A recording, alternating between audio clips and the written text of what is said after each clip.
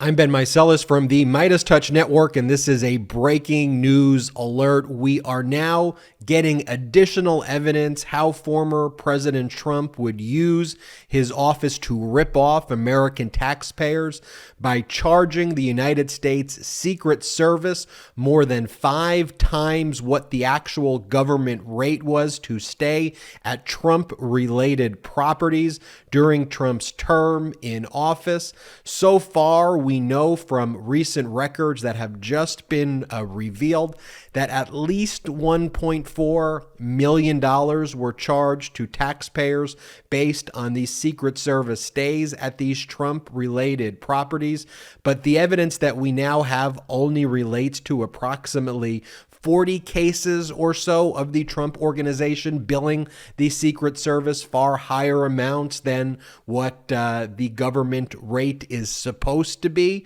And obviously, we need additional information. That is exactly what the House Oversight Committee chair, Carolyn Maloney, is asking for in her letter to the new head of the Secret Service, Kimberly Cheadle, who was just appointed recently by Biden after a number of missteps and misconduct by the previous head of the Secret Service under the Trump administration. The new Secret Service director, Kimberly Cheadle, has stated that she will comply with this request from Representative Carolyn Maloney, House Oversight Committee chair, to provide additional information. I would not be surprised if we learn that this was to the tune of tens of millions of dollars that were being charged to the Secret Service and possibly more. And we're getting real detailed analysis of what was taking place here. I mean, for example, in one specific case, agents were charged, for example, about $1,200 a night to stay at a Trump, and we're talking about one room, a $1,200 a night stay per room, whereas the typical government rate for that period would be about $200 or $250 a night or so in the normal case. And now one of the most egregious things as well, we know this about the Trumps, the constant gaslighting, the constant lies, but you'll recall what Eric Trump had previously stated. He said, any services rendered to the United States Secret Service or other government agencies at Trump-owned properties were at their request and were either provided at cost, heavily discounted, or free. The company would have been substantially better off if hospitality services were sold to full-paying guests. However, the company did whatever it took to accommodate the agencies to ensure they were able to do their jobs at the highest level.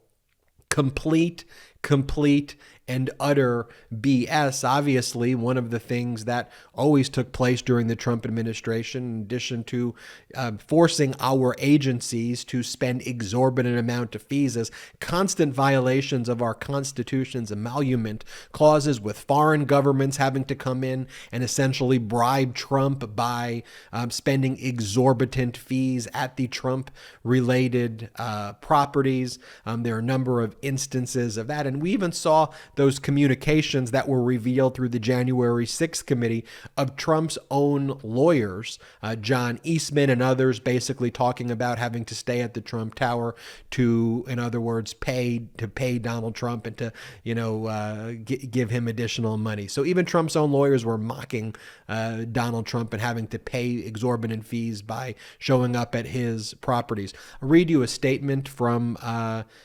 Chairwoman Maloney, chairwoman of the House Oversight Committee. She says to the head of the Secret Service, quote, given the long-standing concerns surrounding the former president's conflict of interests and efforts to profit off the presidency, the committee has a strong interest in obtaining a complete accounting of federal government spending at Trump properties. Maloney also writes in the letter, the committee continues to examine potential legislation to prevent presidential self-dealing and profiteering, as well as to curb conflicts of interest by ensuring that future presidents are prevented from exercising undue influence on Secret Service spending. The Secret Service spokesman, Anthony Guglielmi, says the agency is aware. They've said at the Secret Service, quote, "We've received the letter from Maloney. We are reviewing it. We aim to respond to the committee by their deadline.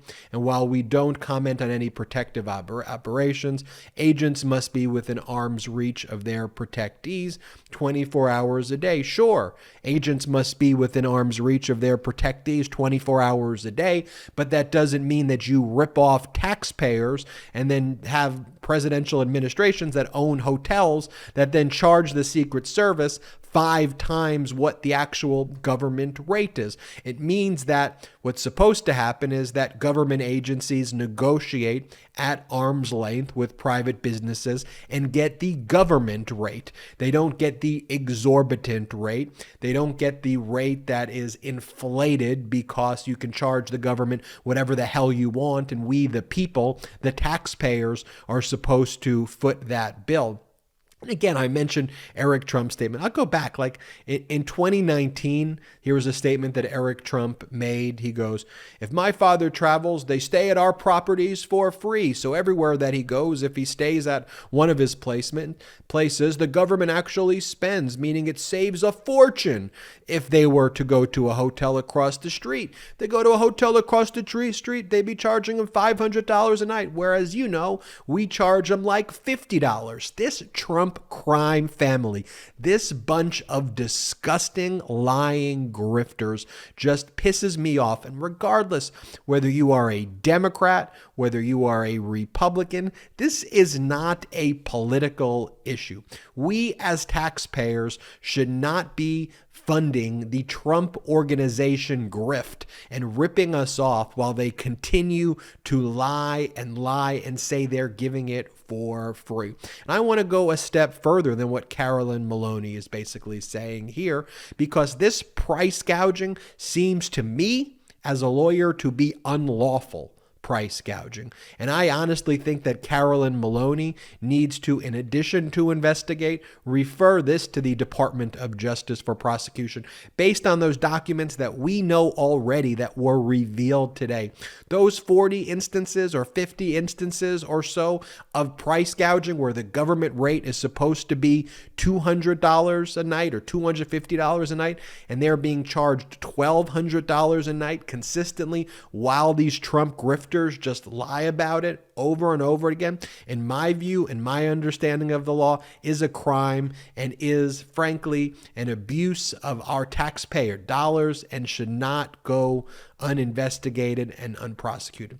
Let's hear. In 2020, Eric Trump reiterates that the Trump organization was, this is what he goes, "We provide the rooms at cost, and we can make far more running more money renting them to members or guests." I mean, just snake oil salesman when you read this. It is completely absurd. I want to give a special shout out as well. We've had her on the podcast before, Carolyn, who covers the Secret Service. She's a Washington Post reporter. She first broke the story earlier today about Trump charging Secret Service exorbitant rates at hotels, according to records. And we will continue to cover this and more here on the MeidasTouch network as we learn more about the committee's investigation, what other documents the House Oversight Committee has unearthed. But this is a critical reason why we need real oversight within Congress, because this type of conduct right here should never have happened. It needs to be investigated. And if left to the GOP, who they believe Donald Trump, they call him their Orange Jesus cult leader, who runs their cult. It's not even a political party anymore. I just don't want you to think what the House Judiciary Committee, for example, would do.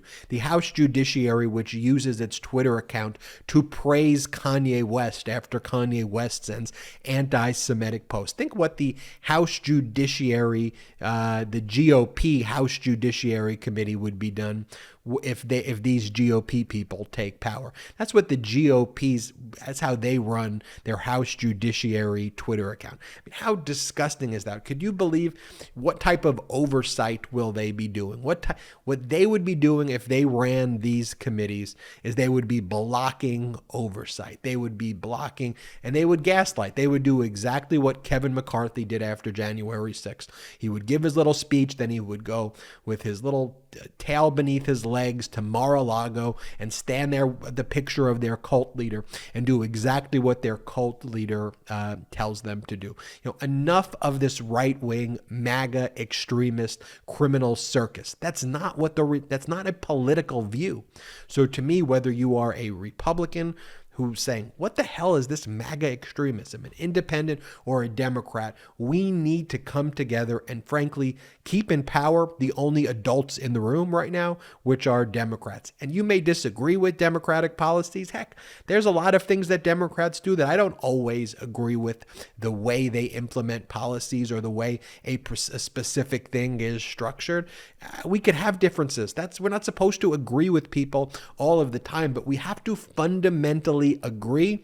Is our country a democracy? Are we a country of law and order, and truly law and order? Are we a country that supports our allies abroad? Are we a country, our real allies, the UK and Canada and France and Germany and NATO, what our real allies are, who our real allies are, not Vladimir Putin and Kim Jong-un? And are we a country that fights for workers, that fights for the middle class, and doesn't just say, what can I do to help billionaires get more yachts and more private jets? Because that's, I think, the only policy maybe that MAGA Republicans have is how can you make the rich even richer?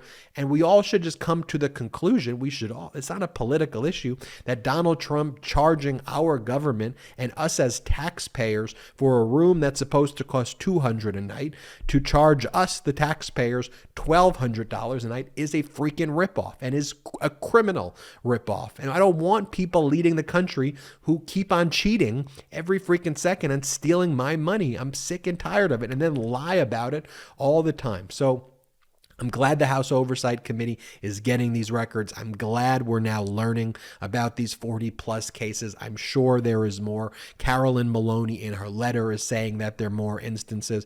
We at least have a Secret Service Director, Kimberly Cheadle, who is now cooperating with the law, unlike prior Secret Service leaderships, which seemed to be an agent, frankly, of authoritarianism under Donald Trump, and were not actually going along with the lawful request and were allowing the charade to exist. And already the January 6th committee in its last hearings got like 1 million documents since we got Kimberly Cheadle in as the head of the Secret Service, which had not taken place before under the prior Secret Service leadership. And so things are at least moving in the right direction, but we got to call this stuff out.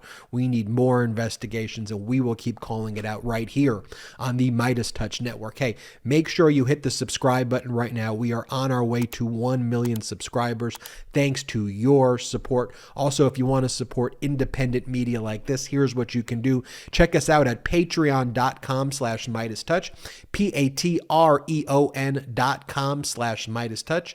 There's a number of exclusive membership packages there, from becoming an honorary producer of our podcast to getting postcards for me and my brothers. There's one where you get a poster saying that you are an honorary producer of the podcast. Your name will appear. Exclusive podcast, exclusive behind the scenes footage, and more. That's patreon.com/MeidasTouch.